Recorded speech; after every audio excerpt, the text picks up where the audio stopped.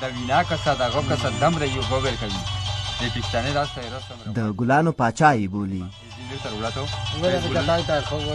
د خوست د تڼیو په ولسوالۍ کې دا ځوان د ګلانو پالنې سره ډیره مینه لري او له همدې امله یې خلک د ګلانو پاچا بولي. په دې ولایت کې په ګلانو د پکول جوړول او د غوږ د پاسه ګلانو ټومبل ډیر پخوانی دود دی او مینوال هم همدا ځوانان دي. داسې غرایزې علاقې خلک چې دا کورته خلک منطقې د هغه نه هغه شینی چې دي لکه کریمینه شول یا څه شول په دا ځایونه ښایسته کوي.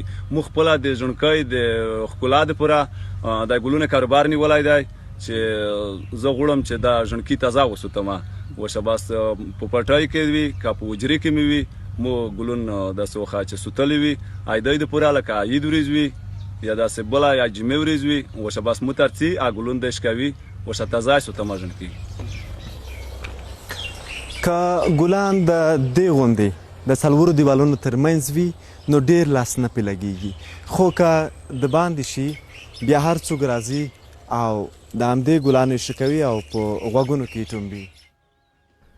د تڼیو ولسوالۍ دا ځوانان وایي د ګلانو پاچا د ګلانو په ډالۍ کولو کې سخي او د ستر زړه څښتن دی.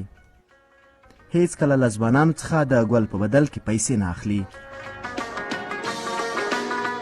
لرنه زینه متمرګلی ګلونه دوبۍ نه لګلی تخمینه کارلی میری های ځوانونه په خاطر می خپل میګ ورنا شو کیو یو ورنا شو می ګوره د خوګرونه په نوم یې ډی چې میګ جوړه کړی دوه خوګرونه په نوم میګ ایډی دو او میګ خپل شو کیو ګلونه خوان کوي مرګلی یا میګ سره داس مرګلی وی چې ګلون خوان ور کوي بس وړه خلا کوي غړه کې کړی وی یا چای چې کیما ونه کې چې مرګای په وځي سره کې نه په خسر شوی میګ مرګلی دا شای وړه ته ګلون خوان ور کوي. په پکولونو کې د ګلانو ټومبل د ټولو خوستوالو دود دی، خو د تڼیو ولسوالۍ خلک د دې فرهنګ سره ډیره مینه لري. خوستوال د کورونو په څنډو او کنجونو کې له ماتو کټویو او منګیو څخه چې نور کار ترې نه اخیستل کیږي د ګلانو بوټي پکې کري. نو ځکه خو یې اوس ګل او پکول شعرونو او سندرو ته هم لار موندلي. نصرت الله تسل، BBC خوست.